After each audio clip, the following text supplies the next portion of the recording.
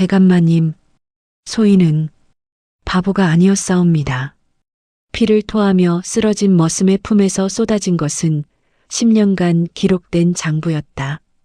한양의 권력자들이 저지른 모든 죄악이 담긴 죽음의 명단. 그날 조선 제1의 멍청이는 조선 제1의 복수자로 부활했다. 이것은 충성의 이야기가 아니다. 10년을 바보로 살며 준비한 완벽한 복수의 기록이다. 여러분이 영상을 시청하시기 전에 좋아요 누르고 구독하면 더 좋은 이야기로 보답하겠습니다. 감사합니다. 숙종 32년 한양 북촌. 겨울 새벽에 찬 기운이 기와 지붕을 훑고 지나갈 무렵 김성현 대감댁 사랑채에서는 벌써부터 불이 켜져 있었다. 청렴 결백으로 이름 높은 좌의정 김성현. 그의 집은 한양에서 가장 검소했고 그의 마음은 한양에서 가장 고닫다. 그런 대감댁에 소문난 바보 머슴이 하나 있었다. 이름은 박석이. 28배 나이에 키는 7척이 넘었고 어깨는 문짝만 했다. 소 한 마리를 번쩍 들어올리는 괴력의 소유자였지만 사람들은 그를 사람 취급하지 않았다. 아이고, 또 저 멍청이가 왔네. 행랑채 마당에서 빨래를 하던 계집종 향란이가 코웃음을 쳤다. 박석이는 커다란 물동이 2개를 양손에 들고 우물가에서 비틀거리며 걸어오고 있었다. 어르신들께서 세수하실 물.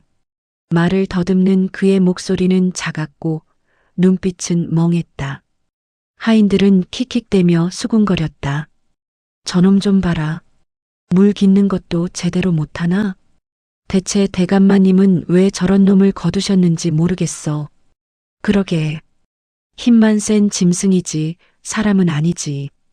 박석이는 고개를 숙인 채 말없이 물동이를 내려놓았다. 물이 철벅 넘쳐 그의 헌 무명옷을 적셨다. 향란이가 비웃으며 다가왔다. 야, 이 돈둔한 놈아. 물을 이렇게 흘리면 어떡해? 다시 가서 떠와. 죄송합니다. 박석이는 고개를 더 숙이고 다시 물동이를 들었다. 그의 큰 손엔 굳은 살이 박혀 있었고 손등엔 채찍 자국이 선명했다. 하인들은 그를 때리는 것을 대수롭지 않게 여겼다. 어차피 멍청이니까. 어차피 짐승이니까. 그러나 아무도 몰랐다. 그 멍한 눈동자 뒤에는 냉정하게 모든 것을 계산하는 이성이 있었다. 행랑채의 대화를, 사랑채의 밀서를, 담 넘어 수상한 인물들을 모두 기억하고 있었다. 대감마님, 아침수라 준비되었사옵니다. 김성현 대감은 40 중반의 단정한 용모에 언제나 백성을 먼저 생각하는 청렴한 관리였다. 그는 박석이가 떠온 물로 세수를 하며 창밖을 바라보았다. 석이는 어디 있느냐? 행랑채에서 땔감을 패고 있사옵니다. 대감마님. 그래. 수고가 많구나. 대감의 목소리는 따뜻했다. 이 집에서 유일하게 박석이를 사람으로 대해주는 이가 바로 김성현이었다. 10년 전 흉년으로 떠돌던 박석이를 거두어준 것도 다른 하인들이 구박해도 내쫓지 않고 보호해준 것도 대감이었다. 대감마님 소인은 대감마님 은혜를 절대 잊지 않겠사옵니다. 박석이가 처음 이 집에 왔을 때 눈물을 흘리며 한 말이었다. 사람들은 웃었다. 멍청이 주제에 무슨 은혜를 안다고. 하지만 박석이는 알고 있었다. 이 세상에서 자신을 사람으로 대해준 단 한 사람. 그 은혜를 갚기 위해서라면 자신은 무엇이든 할 수 있다는 것을. 야, 석이. 이리 와봐. 마구간에서 말똥을 치우던 박석이에게 행랑채 머슴 춘보가 손짓했다. 춘보는 박석이보다 나이는 어렸지만 입이 험하고 간이 컸다. 박석이를 괴롭히는 것을 낙으로 삼았다. 오라 하셨사옵니까? 이것 봐. 내가 말똥 치우다가 내 신을 더럽혔잖아. 이거 어떡할래? 춘보의 집신은 깨끗했다. 거짓말이었다. 하지만 박석이는 고개를 숙였다. 죄송합니다. 제가 닦아드리겠사옵니다. 닦긴 뭘 닦아? 내가 돈 내고 새 거 사줘야지. 하지만 소희는 돈이 없으면 내 품삯에서 떼면 되지. 어차피 넌 쓸 데도 없잖아. 춘보가 낄낄대며 웃었다. 옆에 있던 하인들도 함께 웃었다. 박석이는 한참을 망설이다가 고개를 끄덕였다. 알겠사옵니다. 그의 눈빛은 여전히 멍했다. 하지만 그 눈 깊은 곳에서는 무언가가 조용히 기록되고 있었다. 춘보, 12월 초닷새, 품삯 갈취, 증인 머슴 득삼이 쇠돌이. 박석이는 모든 것을 기억했다. 날짜를, 장소를, 증인을. 언젠가 이것이 필요한 날이 올 것을 알고 있었다. 그날 저녁 사랑채에 수상한 손님이 찾아왔다. 대감 오랜만이요. 검은 두루마기를 입은 사내. 영의정 이정수의 측근 박진사였다. 김성현은 눈살을 찌푸렸다. 박진사, 이 밤중에 웬일이요? 별일 아니요. 그저 대감께 좋은 제안을 하나 드리러 왔을 뿐이요. 박진사는 품에서 서찰 하나를 꺼냈다. 김성현이 펼쳐보니 그것은 경상도 어느 대상단의 밀무역 장부였다. 이것이 무엇이오? 대감도 아시다시피 청나라와의 밀무역은 막대한 이득을 남기요. 우리 영의정 대감께서 김대감도 함께 하시면 어떻겠느냐 하시더이다. 그만 돌아가시오.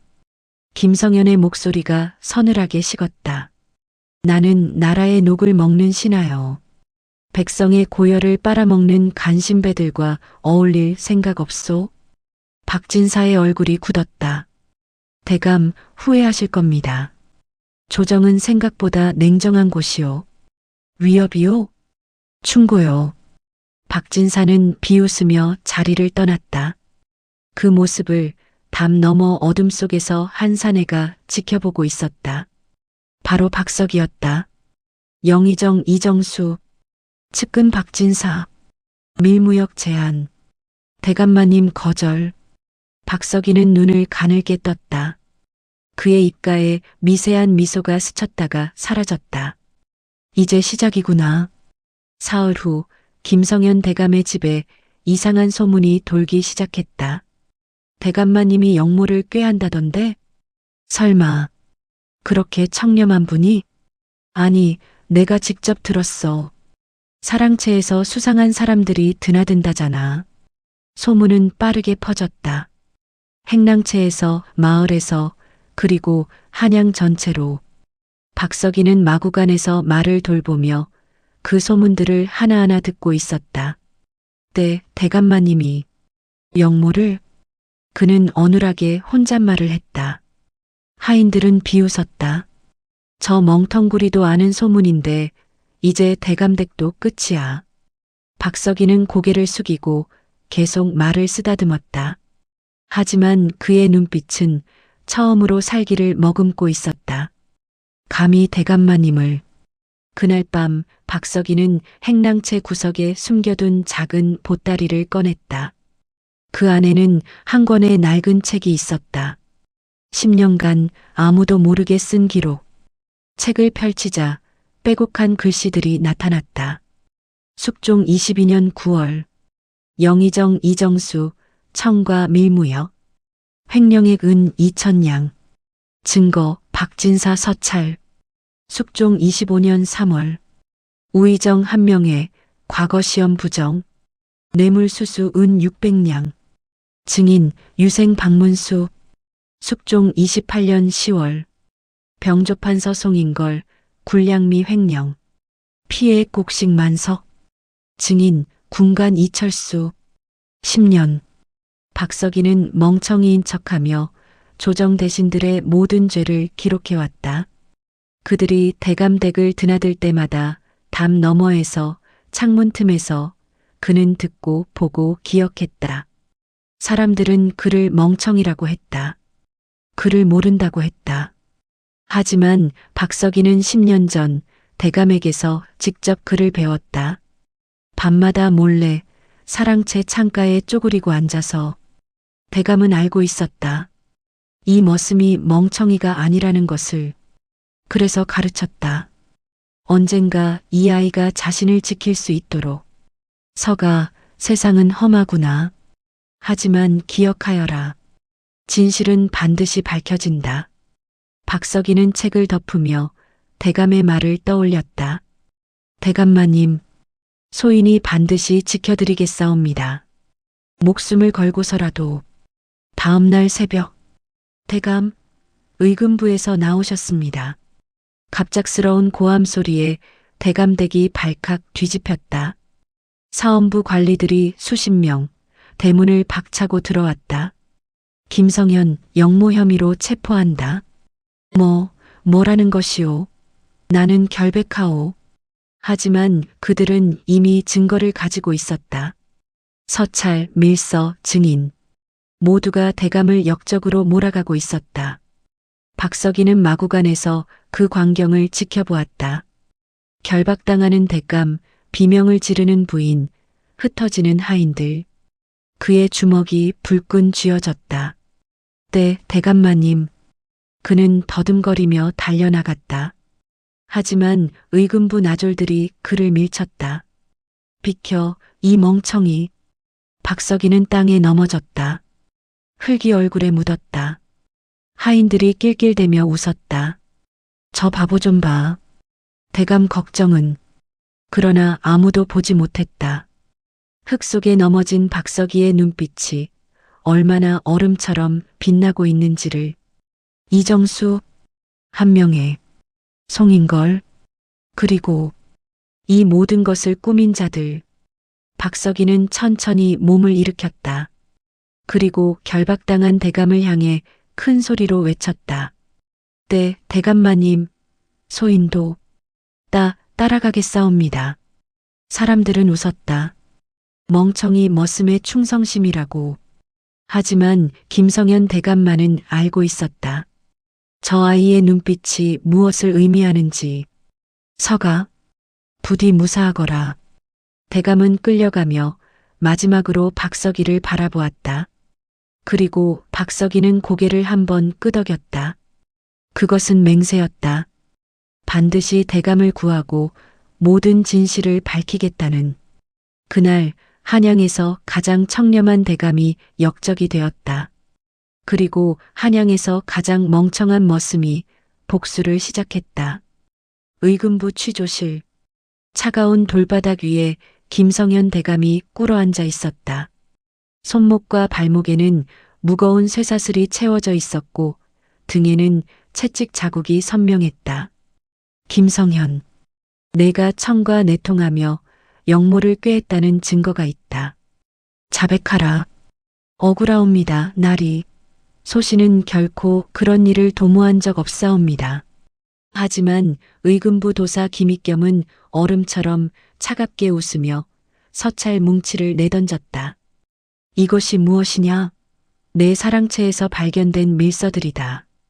청나라 밀정들과 주고받은 서찰이 이리도 많은데 아직도 발뺌을 하겠느냐? 김성현은 서찰을 집어들었다.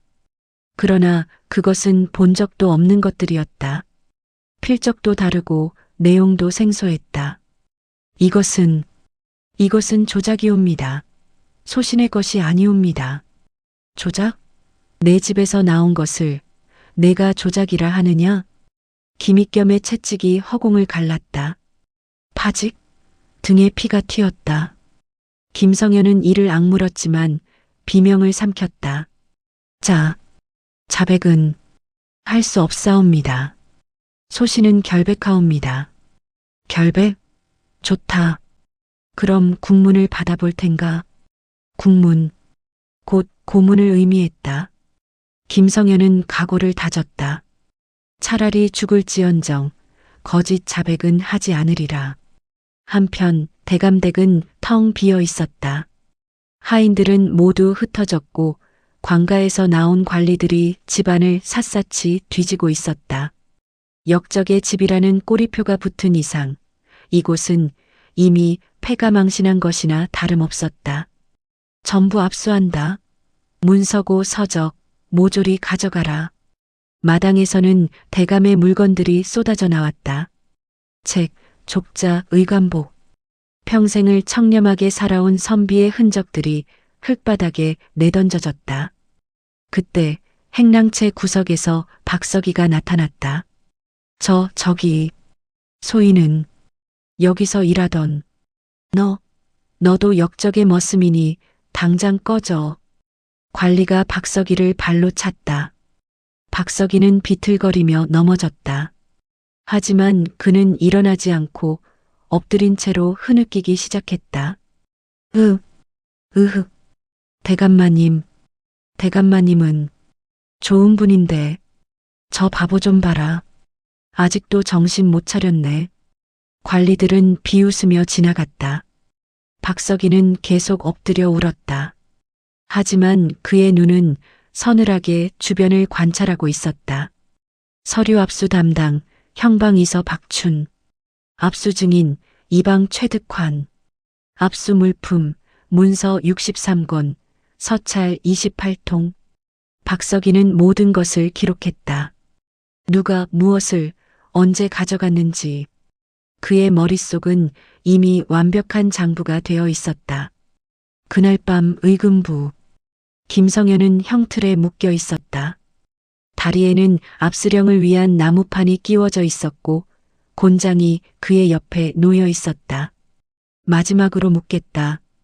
내가 영모를 도모했느냐? 아니옵니다. 결코. 좋다.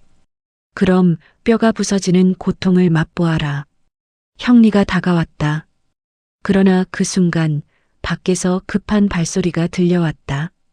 도사나리, 급보옵니다. 무슨 일이냐? 영의정 대감께서 친히 오신다 하셨사옵니다. 김익겸의 얼굴이 굳었다. 영의정 이정수, 조정 최고의 권력자였다. 그가 직접 의금부에 온다는 것은 이 사건이 단순한 역모가 아니라는 뜻이었다. 잠시 후 이정수가 들어왔다. 수고가 많소, 김도사. 영의정 대감, 이 밤중에 웬일이십니까? 별일 아니오. 그저 옛 동료의 마지막을 보러 왔을 뿐이오. 이정수는 김성현을 내려다보았다. 그의 눈빛에는 얼음 같은 조롱이 담겨 있었다. 김성현, 내 말을 들을 걸 그랬소. 조정에서 혼자 깨끗한 척하면 이런 꼴 당하는 것이오. 이정수, 내가 이 모든 것을 꾸민 것이냐? 꾸민 거? 나는 다만 기회를 준 것뿐이오. 함께 하자고 했건만 거절했으니 어쩔 수 없지. 이정수는 비웃으며 돌아섰다. 김도사, 이자는 사형은 면하게 해주시오. 대신 북방 유배. 평생 눈 속에서 후회하며 살게 하는 것이 더 재미있을 테니 분부대로 하겠사옵니다. 이정수가 떠나고 김성현은 처음으로 절망했다. 싸울 수 없는 권력, 조작된 증거, 그리고 홀로 남겨진 자신. 이제 모든 것이 끝인가. 사흘 후 유배 선고가 내려졌다. 김성현은 영모의 증거가 명확하나 주상 전하의 은혜로 사형은 면한다. 함경도 갑산으로 유배, 종신토록 돌아오지 못할 것이다. 형조판서의 선고가 떨어지자 조정은 술렁였다. 청렴한 신하의 몰락. 그것은 모두에게 경고였다. 권력에 순응하지 않으면 이런 결말을 맞는다는. 김성현은 죄인복을 입고 결박당한 채 수레에 실렸다. 행인들이 그를 보며 손가락질했다. 저자가 역적이라면서? 청렴한 척하더니 역시 속은 시커먼네. 김성현은 고개를 들 수 없었다. 평생을 바쳐 지켜온 명예가 하루아침에 무너졌다. 부인과 자식들은 관비로 끌려갔고 집은 압수되었다. 그때 수레 뒤에서 헐떡이는 소리가 들렸다. 대감마님, 기다려 주시옵소서. 박석이었다. 그는 큰 보따리를 메고 온몸에 땀을 흘리며 달려오고 있었다. 저도 따라가겠사옵니다. 대감마님을 모시겠사옵니다. 나졸들이 비웃었다. 저 멍텅구리 좀 봐라. 유배길에 뭘 따라온다고? 그냥 내버려둬. 어차피 산길에서 죽을 놈인데. 하지만 박석이는 포기하지 않았다. 그는 수레를 따라 걸었고 넘어져도 일어났고 발이 부르트도 멈추지 않았다. 김성현은 그런 박석이를 보며 눈물을 흘렸다. 서가, 넌 정말 바보로구나. 하지만 박석이는 알고 있었다. 자신은 멍청이가 아니라고. 이것은 충성이 아니라 복수라고. 그리고 이 유배길이 모든 진실을 밝힐 시작점이라는 것을. 권력은 한선비를 짓밟았다. 하지만 그들은 몰랐다. 가장 약해 보이는 자가 가장 무서운 복수자라는 것을. 함경도로 가는 길. 한양에서 갑산까지는 보름이 넘는 여정이었다. 험한 산길과 추운 날씨. 죄인의 몸으로 이 길을 가는 것은 그 자체로 형벌이었다. 김성현은 수레에 실려 꼬박 나흘을 굶었다. 나졸들은 그에게 죽만 주었고 물도 제대로 주지 않았다. 죄인이니까, 역적이니까. 하지만 박석이는 그 뒤를 따랐다. 대감마님, 물 드시옵소서. 박석이는 자신의 물통을 내밀었다. 나졸이 채찍으로 그를 쳤다. 이놈, 죄인에게 물을 주는 법이 어디 있느냐? 죄송합니다. 하지만 대감마님은 목이 마르실 것. 박석이는 맞으면서도 물통을 놓지 않았다. 나졸들은 지쳐서 포기했다. 어차피 멍청이니까. 상대할 가치도 없으니까. 그날 밤 산중 주막. 일행은 작은 주막에서 하룻밤을 묵기로 했다. 김성현은 헛간에 갇혔고 박석이는 마당 구석에 쭈그리고 앉았다. 야, 바보야. 뭐하냐? 소인은 대감마님 지키는 것. 하여간 웃기는 놈이네. 나졸들은 술을 마시러 갔다. 박석이는 홀로 남아 헛간 쪽을 지켜보았다. 그런데 그때 주막 뒤편에서 수상한 인기척이 들렸다. 박석이는 몸을 숨겼다. 두 사내가 어둠 속에서 속삭이고 있었다. 내일 새벽 저 고갯길에서 처리한다. 죄인 호송 중 사고로 위장하면 되나? 그렇다. 영의정 대감의 명이시다. 김성현은 절대 살아서 유배지에 도착해서는 안 된다. 박석이의 눈빛이 얼음처럼 변했다. 암살자. 그는 천천히 뒤로 물러나 마구간으로 갔다. 그리고 거기서 나타나와 새끼줄을 챙겼다. 그의 손은 떨리지 않았다. 이미 각오한 일이었다. 다음 날 새벽, 일행은 다시 길을 떠났다. 해가 뜨기 전 가장 어두운 시간. 산길은 가파르고 위험했다. 한쪽은 절벽, 한쪽은 숲. 암살하기 완벽한 장소였다. 김성현은 수레에서 박석이를 보았다. 박석이는 평소와 다르게 계속 주변을 두리번거리고 있었다. 대감은 이상함을 느꼈다. 저 아이가 무언가를 눈치챘나? 그 순간이었다. 대감마님, 위험하옵니다. 박석이가 갑자기 소리치며 수레 앞으로 뛰어들었다. 동시에 숲속에서 화살이 날아왔다. 펑! 박석이의 어깨에 화살이 박혔다. 습격이다. 모두 대비하라. 나졸들이 검을 뽑았다. 하지만 숲속에서 복면을 한 자객 넷이 튀어나왔다. 그들의 솜씨는 예사롭지 않았다. 죄인을 죽여라. 자객들이 김성현을 향해 달려들었다. 나졸들이 막아섰지만 상대가 되지 않았다. 한 명, 두 명 쓰러졌다. 그때 박석이가 일어섰다.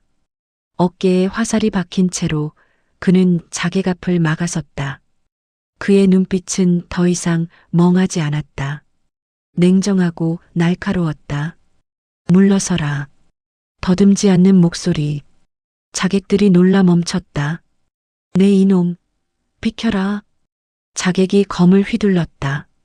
하지만 박석이는 맨손으로 검을 잡아챘다. 피가 흘렀지만 그는 꿈쩍도 하지 않았다. 대감마님은 절대 건드리지 못한다. 그리고 박석이는 자객의 손목을 비틀었다. 뚝, 손목이 부러지는 소리. 자객이 비명을 지르며 쓰러졌다. 나머지 자객들이 당황하며 달려들었다. 하지만 박석이는 괴력으로 그들을 하나씩 제압했다. 주먹으로, 발로, 그리고 맨몸으로. 마지막 자객이 쓰러지자 박석이도 무릎을 꿇었다. 온몸에 상처가 가득했다. 서가. 김성현이 달려와 그를 부축했다. 괜찮사옵니까? 대감마님, 내가 무슨 짓을 한 것이냐? 이렇게 다치면 어떡하느냐? 소인은 괜찮사옵니다. 대감마님만 무사하시면. 김성현은 박석이를 끌어안고 울었다. 10년을 멍청이라고 속여왔지만 이 아이는 자신을 위해 목숨을 걸었다. 서가, 넌 정말 충직한 아이로구나. 하지만 박석이는 고개를 저었다. 소인은 충직한 것이 아니옵니다. 그저 대감마님께 받은 은혜를 갚을 뿐이옵니다. 그날 암살은 실패했다. 그리고 박석이의 비밀이 조금씩 드러나기 시작했다.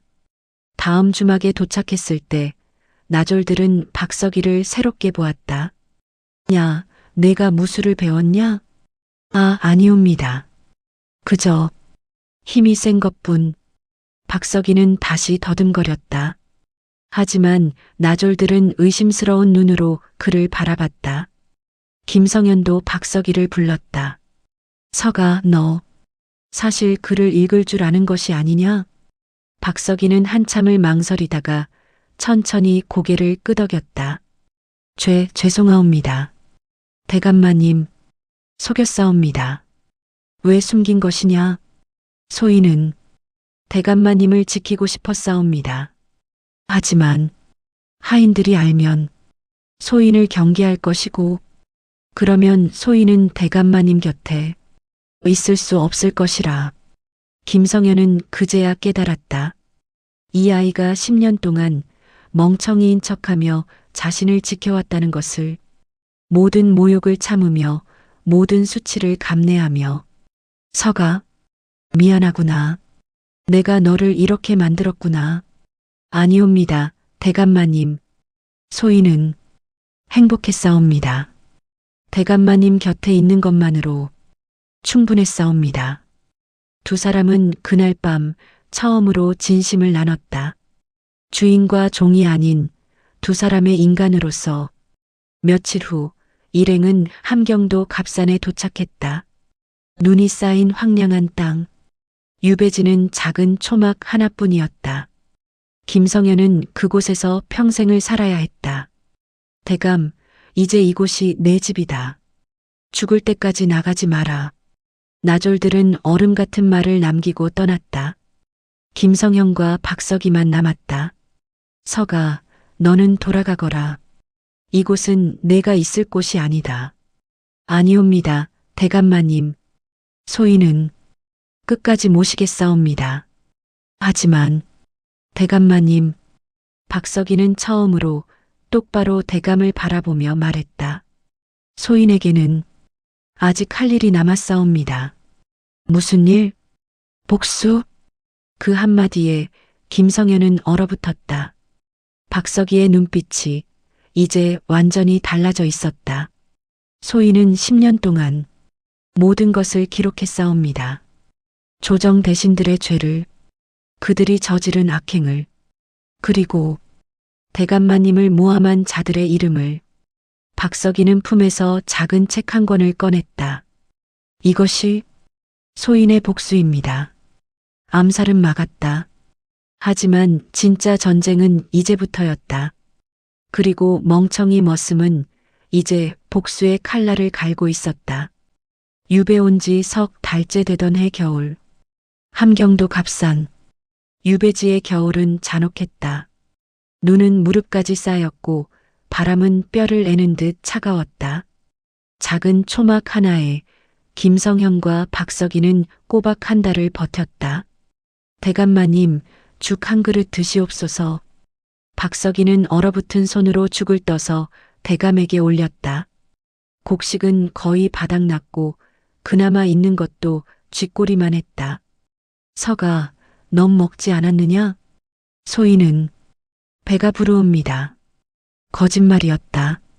박석이는 사흘째 굶고 있었다. 대감에게 먼저 먹이기 위해 김성현은 눈물을 삼키며 죽을 떠먹었다. 그리고 절반을 남겨 박석이에게 건넸다. 나는 배부르다.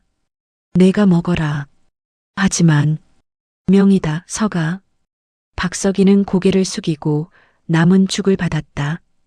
두 사람은 그렇게 서로를 위해 버텨냈다. 닷새 후 마을 유지 최진사가 찾아왔다. 오호, 이곳이 역적의 거처로군. 최진사는 50 중반의 뚱뚱한 사내로 갑산에서 가장 많은 땅을 소유한 부자였다. 그는 코웃음을 치며 초막 안을 둘러보았다. 죄인 주제에 아직 살아있구나. 최진사, 무슨 일로 오셨소? 별일 아니오.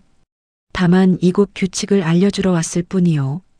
최진사는 문서 하나를 내밀었다. 그것은 유배지 죄인의 의무를 기록한 것이었다. 매달 보름 관청에 노역을 바쳐야 하오. 땅을 파든 나무를 베든 일을 해야 한다는 말이오. 그것이 싫으면 최진사는 비웃으며 말을 이었다. 돈을 내시오. 은 10냥이면 한 달 노역을 면제해주지. 은 10냥이라. 그것은 너무 과한 것이 아니오? 과하다고? 역적 주제에 불평을 하는가? 최진사의 목소리가 서늘하게 변했다. 싫으면 굶어 죽든지. 이곳은 내 땅이고 내 규칙이요. 그는 비웃으며 떠났다. 박석이는 그 뒷모습을 냉정하게 바라보았다. 최진사, 값산 유지, 부정 착복 의심, 조사 필요. 박석이의 머릿속 장부에 새로운 이름이 추가되었다. 다음 날부터 박석이는 노역에 나갔다. 마을 입구의 도로를 닦는 일이었다. 추운 날씨에 얼어붙은 땅을 곡괭이로 파야 했다. 박석이는 꿋꿋이 일했다. 야, 역적 머슴, 더 빨리 못 파? 감독하는 관리가 채찍을 휘둘렀다. 박석이의 등에 채찍 자국이 새겨졌다.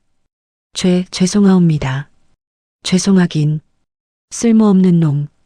주변에서 일하던 다른 죄인들과 백성들이 수군거렸다. 저놈이 역적의 종이래. 멍청이 같이 생겼네. 짐승 같아. 박석이는 아무 말 없이 땅을 팠다. 하지만 그의 눈은 주변을 관찰하고 있었다. 노역장 옆 창고. 거기엔 관청에서 보낸 쌀과 무명이 쌓여 있었다. 하지만 장부와 실제 물량이 달랐다. 절반이 사라져 있었다. 횡령. 박석이는 확신했다. 최진사가 관청 물자를 빼돌리고 있다는 것을. 그날 밤 박석이는 김성현에게 보고했다. 대감마님, 이곳은 썩었사옵니다. 무슨 말이냐? 관청 물자가 절반이나 사라졌사옵니다. 최진사가 빼돌린 것이 분명합니다. 김성현은 한숨을 쉬었다. 알고 있다. 하지만 우리가 할 수 있는 것이 무엇이냐? 우리는 죄인이고 저들은 권력자다. 아니옵니다, 대감마님. 박석이는 눈을 빛냈다. 소인에게 방법이 있사옵니다. 방법? 이곳 백성들은 굶주리고 있사옵니다. 물자가 부족하고 물건값은 비쌉니다. 하지만 소인이 장사를 한다면? 김성현은 깜짝 놀랐다. 장사? 내가? 소인은 10년간 대감댁에서 물품 관리를 했사옵니다. 가격도 알고 거래처도 압니다. 소인이 산을 넘어 물건을 사다가 이곳에 팔면 백성들도 살고 우리도 살 수 있사옵니다. 하지만 그것은 너무 위험하다. 산길은 험하고 도적들도 많다. 괜찮사옵니다. 소인의 괴력으로 백근 곡식도 거뜬하옵니다. 박석이의 눈빛은 확고했다. 김성현은 망설이다가 고개를 끄덕였다. 그래, 해보거라. 하지만 절대 무리하지 마라. 명심하겠사옵니다. 닷새 후 박석이는 산을 넘었다. 홀로 보따리 하나를 메고 사흘 거리의 큰 마을까지.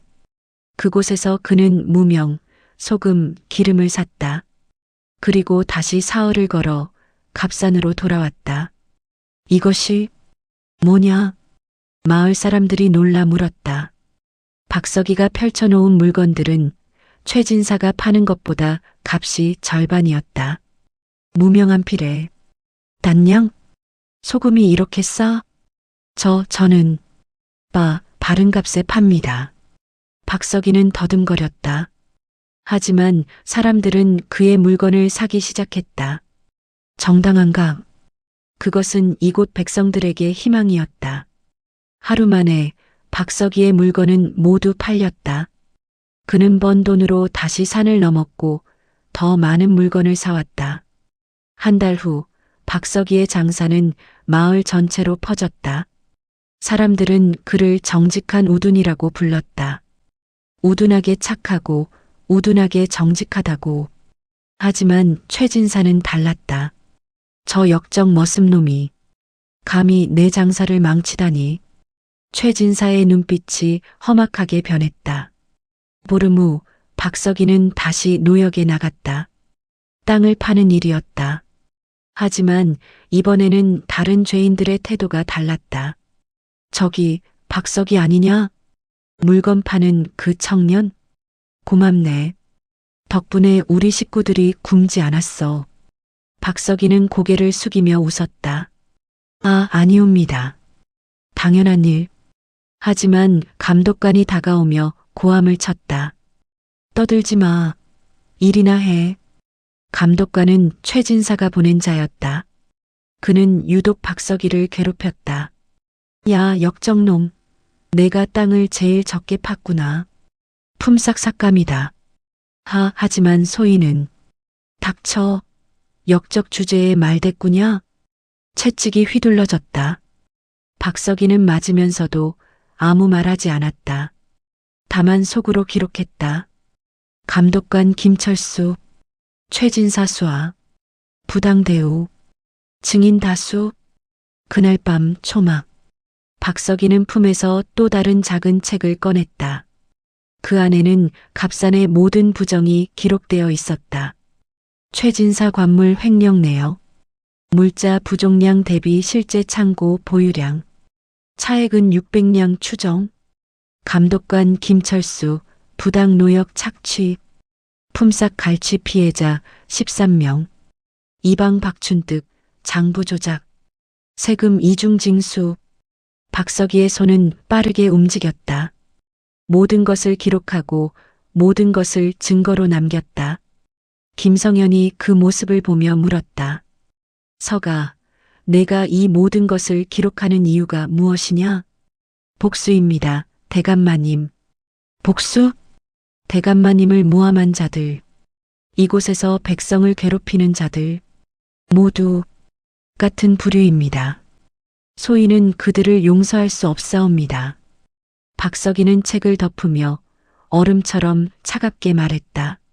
소인은 이들을 모두 무너뜨릴 것입니다. 하나하나 천천히. 김성현은 그 눈빛을 보며 전율했다. 10년 동안 멍청이인 척했던 이 청년이 이제 가장 무서운 복수자로 변하고 있었다. 한 달 후 기회가 왔다. 관찰사 행차. 함경도 관찰사가 갑산을 시찰한다는 소식이 전해졌다. 최진사는 부랴부랴 준비에 나섰다. 장부를 조작하고 뇌물을 준비했다. 하지만 박석이는 알고 있었다. 관찰사의 수행원 중 한 명이 정직한 관리라는 것을. 그의 이름은 유한철. 젊은 사원부 관리였다. 유한철은 어려서 탐관오리에게 아버지를 잃었다. 그래서 부정을 보면 참지 못했다. 박석이는 그날 밤 유한철을 찾아갔다. 저기, 나리. 누구냐? 소인은 역적 김성현의 종입니다. 하지만 드릴 말씀이. 박석이는 품에서 장부 사본을 꺼냈다.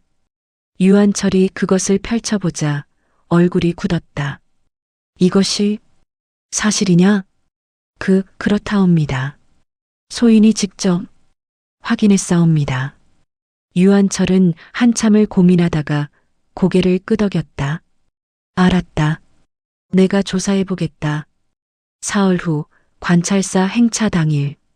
최진사는 떨렸다. 완벽하게 준비했다고 생각했지만 알 수 없는 불안감이 엄습했다. 최진사, 장부를 보여주시오. 예, 관찰사 나리. 여기 있사옵니다.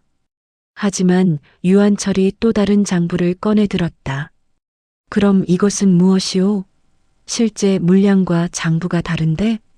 최진사의 얼굴이 새하얗게 변했다. 그것은 오해입니다. 오해? 창고를 확인해 보니 물자가 절반밖에 없던데? 그것은 최진사는 변명할 수 없었다. 증거는 명백했고 증인도 있었다. 최진사, 너는 관물을 횡령하고 백성을 수탈했다. 즉시 체포한다. 아니오. 살려주시오. 최진사는 끌려갔다. 그리고 마을 사람들은 환호했다. 만세, 정의가 살아있다. 박석이는 그 광경을 멀리서 지켜보았다. 그의 입가에 미세한 미소가 떠올랐다. 하나, 복수의 첫 번째 단계.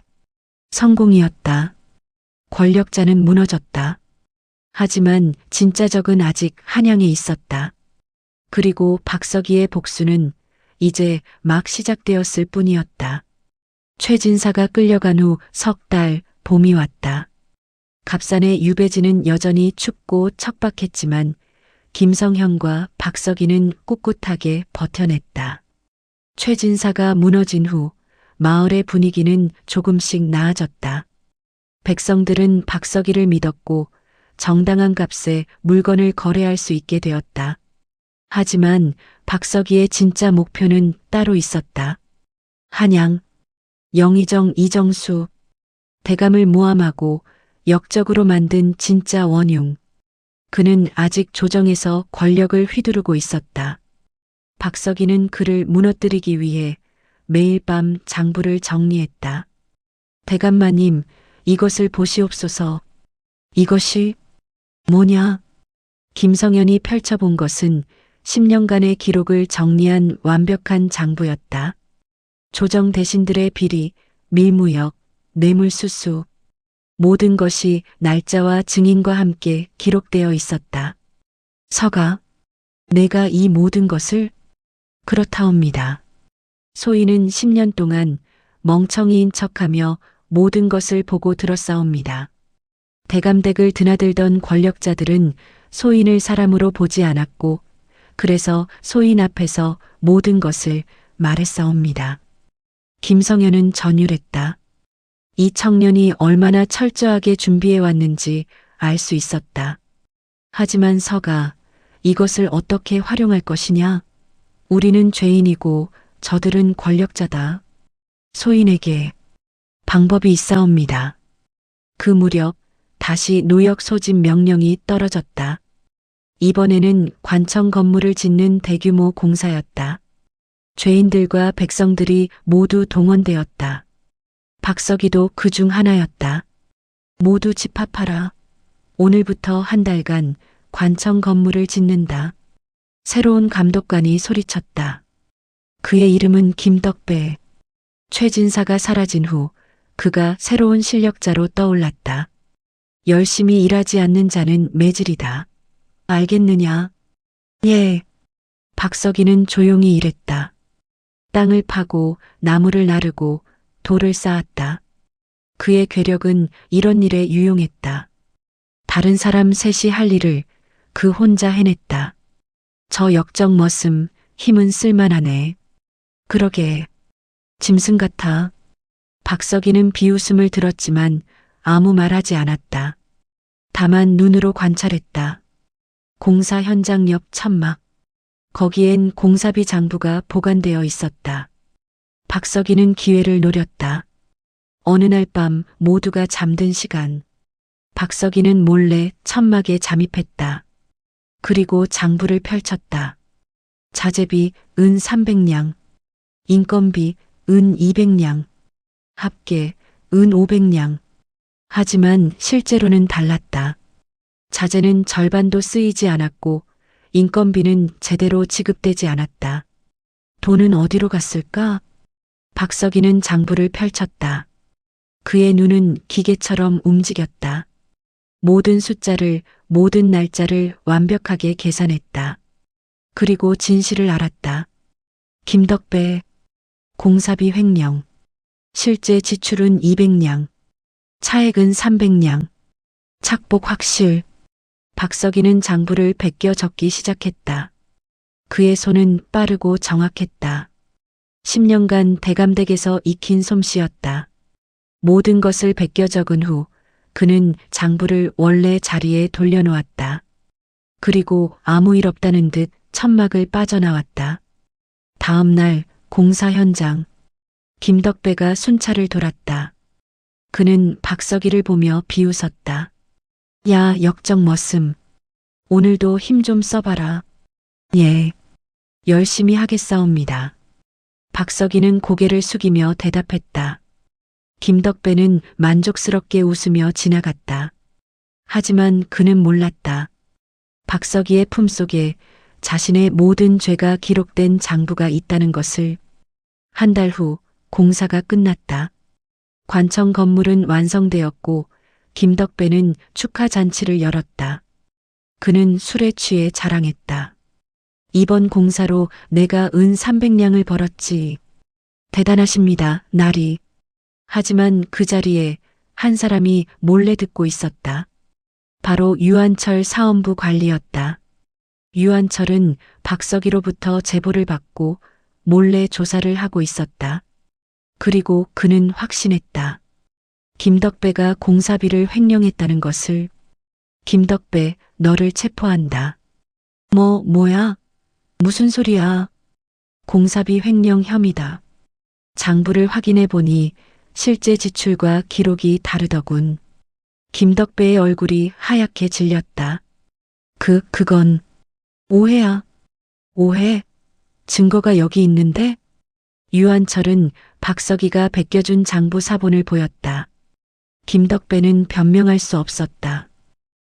누가 이런 걸? 그는 끌려가며 주변을 둘러보았다.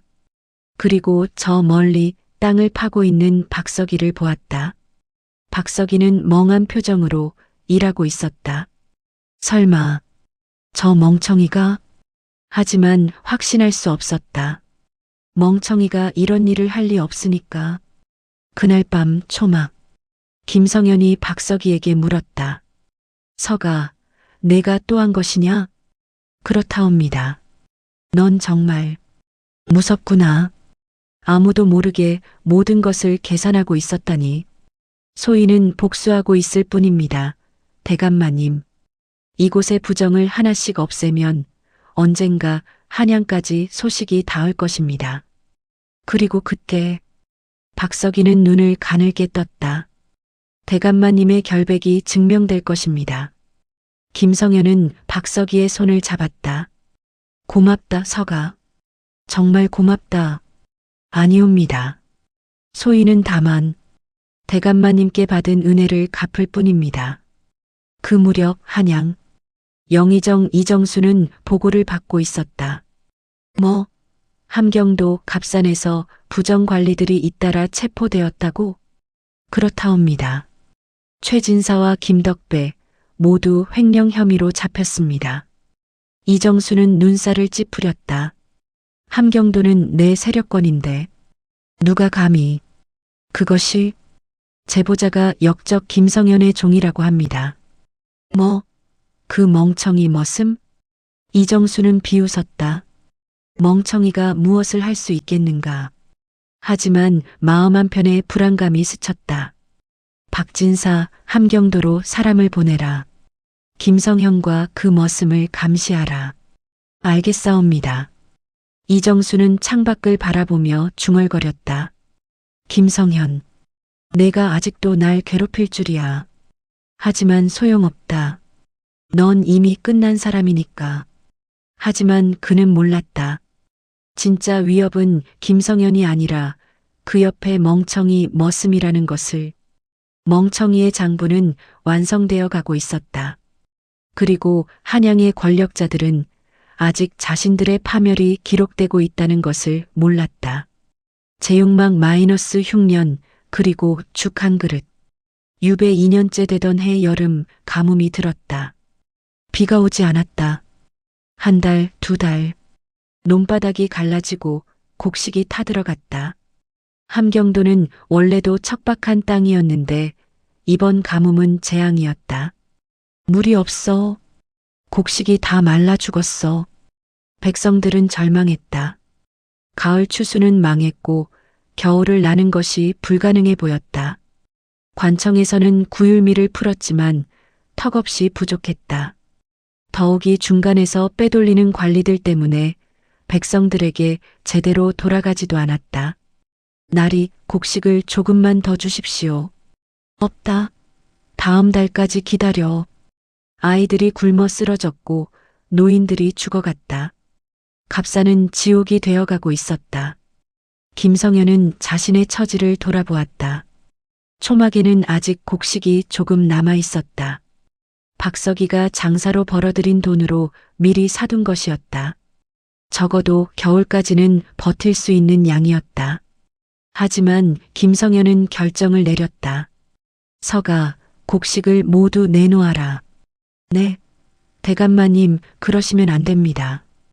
이것은 우리가 겨울을 나기 위한. 상관없다. 굶는 백성 앞에서 죄인이 무슨 저축이냐. 김성현의 목소리는 확고했다. 박석이는 한참을 망설이다가 고개를 끄덕였다. 알겠사옵니다. 다음 날부터 초막 앞에서 죽이 끓여졌다. 김성현은 손수 죽을 끓이고 백성들에게 나눠주었다. 여기 드시오. 대감님. 백성들은 눈물을 흘렸다. 역적이라 불리는 죄인이 오히려 그들을 살리고 있었다. 대감님은 역적이 아니십니다. 이렇게 좋으신 분이. 김성현은 웃으며 고개를 저었다. 나는 다만 백성을 위한 것뿐이요. 이것이 신하의 도리 아니겠소. 매일 죽이 끓여졌다. 아침, 점심, 저녁. 하루도 빠짐없이. 아이들이 다시 웃기 시작했고 노인들이 다시 힘을 냈다. 하지만 곡식은 빠르게 줄어들었다. 한 달 후 창고가 바닥났다. 대감마님, 곡식이 떨어졌사옵니다. 박석이가 침통하게 보고했다. 김성현은 고개를 끄덕였다. 그래, 이제 우리도 굶어야겠구나. 아니옵니다. 박석이는 자리에서 일어났다. 소인이 다시 벌어오겠사옵니다. 서가, 하지만 넌 이미 충분히 했다. 더 이상 무리하지 마라. 대감마님. 박석이는 김성현을 똑바로 바라보았다. 소인은 대감마님께서 백성을 위하는 모습을 보며 배웠사옵니다. 이것이 바로 신하의 도리라는 것을. 소인도 같은 마음입니다. 그날부터 박석이는 밤마다 사라졌다. 박석이는 산을 넘었다. 밤에 홀로 사흘거리를. 그곳에서 품을 팔아 돈을 벌고 곡식을 사서 다시 돌아왔다. 그리고 낮에는 노역을 하고 밤에는 다시 산을 넘었다. 하루 2시간 수면. 몸은 한계였다. 손발은 부르텄고 등은 채찍 자국으로 가득했다. 그의 괴력도 서서히 약해졌다. 하지만 박석이는 멈추지 않았다. 대감마님을 위해, 백성을 위해. 그는 자신이 멍청이가 아니라는 것을 증명하고 싶었다. 사람으로 인정받고 싶었다. 그리고 무엇보다 대감의 은혜에 보답하고 싶었다. 그 무렵 마을 사람들은 이상함을 느꼈다. 이상하네. 곡식이 계속 생기는데? 대감님 창고가 비었다고 들었는데 어떻게 계속 죽을 끓이지? 아무도 알지 못했다. 밤마다 산을 넘는 박석이의 모습을, 피를 토하며 걷는 그의 발걸음을. 한 달, 두 달, 박석이는 한계에 다다랐다. 체중은 십근이 빠졌고 얼굴은 핏기가 없었다. 하지만 그는 걸었다. 서가, 이제 그만해라. 내가 쓰러지면 어떡하느냐. 괜찮사옵니다. 소희는 아직. 하지만 김성현은 알고 있었다. 이 아이가 얼마나 무리하고 있는지. 어느 날 밤 박석이는 산길에서 쓰러졌다. 너무 지쳤다. 몸이 말을 듣지 않았다. 그는 눈을 감았다. 아, 이제 끝인가. 그 순간 머릿속에 대감의 목소리가 들렸다. 서가, 세상은 험하구나. 하지만 기억하여라. 진실은 반드시 밝혀진다. 박석이는 눈을 떴다. 그리고 다시 몸을 일으켰다. 아니다. 아직 끝이 아니다. 소희는 아직 할 일이 남았다. 그는 다시 걸었다. 비틀거리며 피를 토하며 하지만 멈추지 않고. 사흘 후 박석이는 갑산으로 돌아왔다. 보따리 가득 곡식을 메고. 하지만 그의 몸은 한계였다. 마을 입구에 도착하자마자 그는 쓰러졌다. 석이. 김성현이 달려왔다. 그리고 박석이의 품에서 떨어진 것을 보고 얼어붙었다. 품삯 영수증 더미, 품삯 은 3냥, 이틀치 노동, 품삯 은 단냥, 사흘치 집 나르기, 수백 장, 아니 973장의 영수증. 박석이는 2달 동안 단 하루도 쉬지 않고 밤마다 산을 넘어 품을 팔았던 것이다. 서가, 넌 왜 이렇게까지? 박석이는 희미하게 웃으며 말했다. 대감마님, 소희는 행복했사옵니다. 대감마님을 위해 할 수 있어서. 서가. 김성현은 박석이를 끌어안고 울었다. 10년. 이 아이는 10년 동안 자신을 위해 모든 것을 바쳤다. 그 광경을 본 마을 사람들도 울었다. 저분이 우리를 살렸구나. 역적이 아니라 은인이다. 소문은 빠르게 퍼졌다. 역적 김성현이 백성을 살렸다는 것.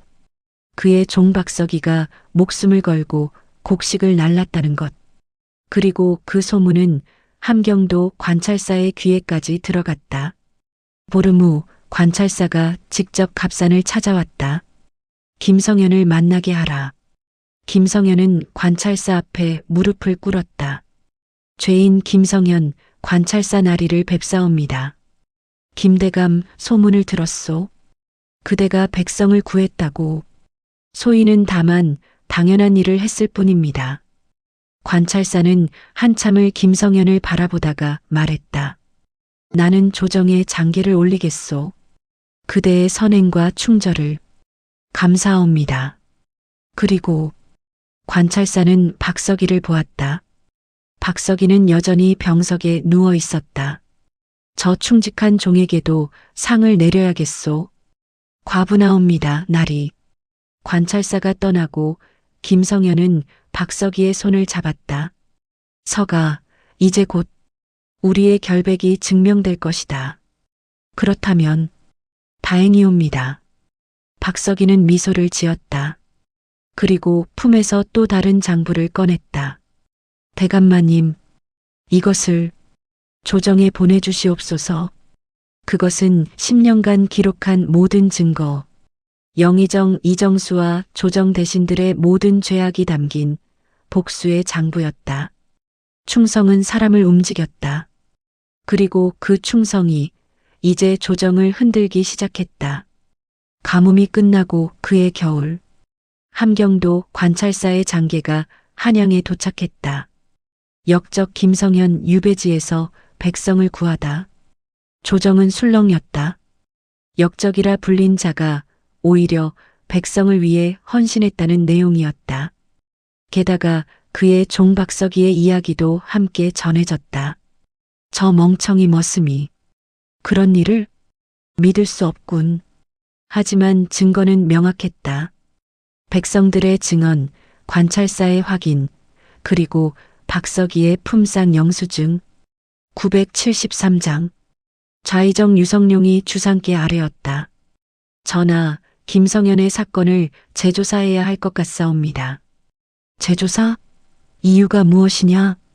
역적이라는 자가 백성을 구했다는 것은 그의 충절이 의심의 여지가 없다는 뜻입니다. 혹시 누명을 쓴 것이 아닌지 조사가 필요합니다. 영의정 이정수가 발끈했다. 아니되옵니다. 그자는 명백한 역적이옵니다. 증거도 있지 않사옵니까? 하지만 주상은 고개를 끄덕였다. 좋다. 사헌부로 하여금 재조사하게 하라. 이정수의 얼굴이 굳었다. 한편 갑산. 박서기는 천천히 회복하고 있었다. 2달간의 무리로 몸은 망가졌지만 의지는 꺾이지 않았다. 대감마님, 이제 때가 왔사옵니다. 무슨 말이냐? 소인이 준비한 모든 것을 세상에 밝힐 때입니다. 박서기는 품에서 장부를 꺼냈다. 그리고 그것을 펼쳤다.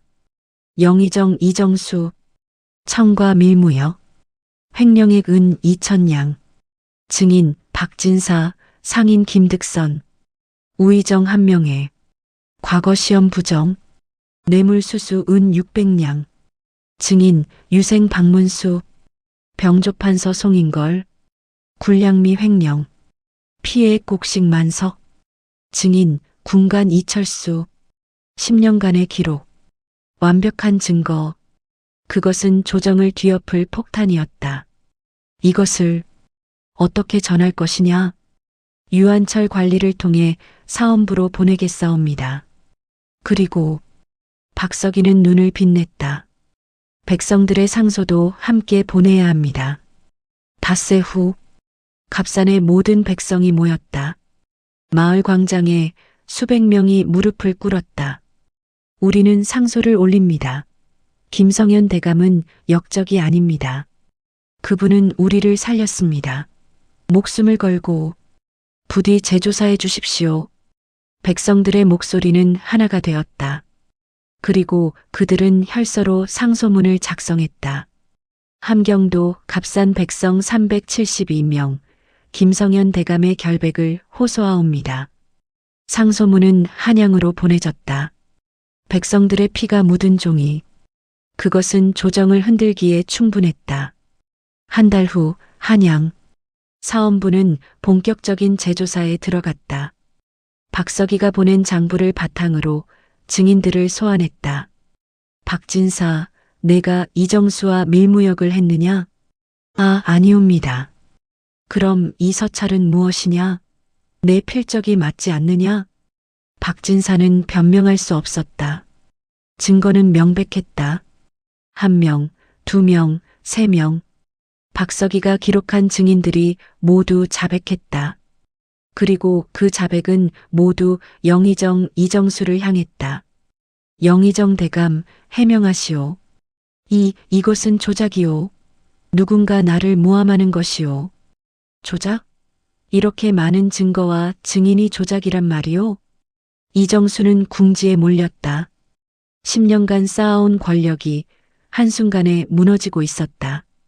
그 순간 영의정의 스파이가 보고했다. 대감마님, 갑산에서 온 정보입니다. 박서기는 여전히 우둔하다 하옵니다. 하지만 이미 늦었다. 이정수의 모든 죄가 드러나고 있었다. 그 무렵 갑산, 김성현에게 특사가 도착했다. 김성현, 주상 전하의 명이시다. 즉시 한양으로 돌아와 증언하라. 무슨 말씀이십니까? 그대의 역모 혐의가 재조사되고 있소. 그대는 무죄일 가능성이 크오. 김성현은 믿을 수 없었다. 10년. 10년 만에 자신의 결백이 증명되고 있었다. 서가, 들었느냐? 우리가 이겼다. 박석이는 미소를 지었다. 대감마님, 축하드리옵니다. 하지만 그 순간 박석이는 다시 쓰러졌다. 너무 오래 무리했던 몸이 한계를 넘은 것이었다. 서가, 정신 차려라. 찬사옵니다. 대감마님, 소인은 이제 할 일을 다 했사옵니다. 박석이의 눈에서 눈물이 흘렀다. 소인은 멍청이가 아니었사옵니다. 대감마님, 그래, 넌 멍청이가 아니었다. 넌 이 세상 누구보다 충직하고 현명한 아이였다. 김성현은 박석이를 끌어안고 울었다. 한 달 후 한양 조정. 김성현 영모혐의 무죄. 즉시 복권한다. 주상의 선고가 떨어졌다. 조정은 박수로 가득 찼다. 만세. 김성현은 무릎을 꿇고 감사를 표했다. 성은이 망극하옵니다. 그리고 영의정 이정수는 영모, 밀무역, 횡령 혐의로 유배에 처한다. 이정수는 끌려갔다. 그의 권력은 무너졌고 그의 세력은 소멸했다. 모든 것이 끝났다. 하지만 김성현의 마음은 무거웠다. 자신을 구한 박석이가 여전히 갑산에서 병석에 누워 있었기 때문이다. 전하, 소신에게 한 가지 청이 있사옵니다. 말해보라. 소신의 종 박석이에게 상을 내려주시옵소서. 그 아이가 없었다면 소신은 결코 여기 서 있을 수 없었사옵니다. 주상은 고개를 끄덕였다. 좋다. 박석이에게 정산품 벼슬을 내린다. 그리고 김대감, 그대는 다시 좌의정으로 복직하라. 보름 후 갑산.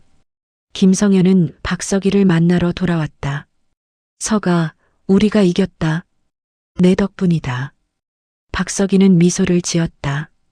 그의 얼굴은 여전히 창백했지만 눈빛은 평온했다. 대감마님, 소인은 행복했사옵니다. 서가, 이제 한양으로 가자. 너는 이제 양반이다. 정산품 벼슬을 받았다. 소인이, 양반이? 박석이는 믿을 수 없다는 표정을 지었다. 10년 동안 멍청이 취급받던 자신이 이제 양반이 되었다니. 그래. 그리고 이제 넌 더 이상 종이 아니다. 내 친구다. 김성현은 박석이의 손을 잡았다. 박석이는 눈가를 적셨다. 대감마님, 아니, 친구. 그날 이후 두 사람은 한양으로 돌아갔다. 김성현은 다시 좌의정이 되어 백성을 위한 정치를 펼쳤다. 그리고 박석이는 그의 곁에서 충직한 조언자로 남았다. 사람들은 박석이를 멍청이에서 영웅이 된 자라고 불렀다. 하지만 박석이는 알고 있었다. 자신은 영웅이 아니라고. 다만 은혜를 갚았을 뿐이라고. 세월이 흘렀다. 김성현은 노년에 접어들었고 박석이도 중년이 되었다. 어느 날 두 사람은 옛 유배지를 다시 찾았다. 서가, 이곳에서 우리가 겪은 일들을 기억하느냐? 물론입니다. 평생 잊을 수 없습니다. 넌 정말 대단한 아이였다. 10년을 멍청이인 척하며 모든 것을 준비했으니. 박석이는 웃으며 고개를 저었다. 대감마님, 소인은 멍청이인 척한 것이 아니었습니다. 무슨 말이냐? 소인은 정말 멍청이였습니다. 사람들이 뭐라 하든 대감마님만 믿고 따랐으니까요. 그게 멍청이가 아니면 무엇이겠습니까? 김성현은 웃었다. 그래, 우리 둘 다 멍청이였구나. 세상이 뭐라 하든 서로만 믿고 버텼으니. 두 사람은 그렇게 옛 유배지를 바라보며 오랜 시간을 함께했다. 충성은 복수가 되었고 복수는 정의가 되었다. 그리고 멍청이는 이 세상 누구보다 현명한 자가 되었다. 이것이 박석이의 이야기다. 멍청이가 아니었던 가장 충직한 종의 이야기. 숙종 45년. 김성현은 70의 나이로 세상을 떠났다. 그의 장례식에는 조정 대신들과 백성들이 모두 모였다. 그는 평생을 청렴하게 살았고 백성을 위해 헌신했다. 박석이는 김성현의 묘 앞에 무릎을 꿇었다. 대감마님, 이제 편히 쉬시옵소서. 그리고 그는 품에서 오래된 장부 한 권을 꺼냈다. 10년간 기록했던 복수의 장부. 그것을 김성현의 무덤 앞에서 태웠다. 이제 모든 것이 끝났사옵니다. 불길 속에서 장부가 타올랐다. 그리고 그 재는 바람에 날려 사라졌다. 박석이는 일어섰다. 그리고 한양을 떠났다. 아무도 그가 어디로 갔는지 몰랐다. 다만 소문만 전해졌다. 어느 산골 마을에서 멍청이처럼 착한 노인이 백성을 돕고 있다는. 사람들은 말했다. 저분이 혹시 그 박석이 아닐까? 하지만 확인할 수는 없었다. 그는 평생 다시 멍청이로 돌아가 살았으니까. 사람은 겪어봐야 속을 안다. 박석이는 증명했다. 멍청이로 보이는 자가 가장 현명할 수 있다는 것을, 충성이 복수보다 강할 수 있다는 것을, 그리고 진실은 반드시 밝혀진다는 것을. 이것이 조선 최고의 복수극이자 가장 아름다운 충성의 이야기다.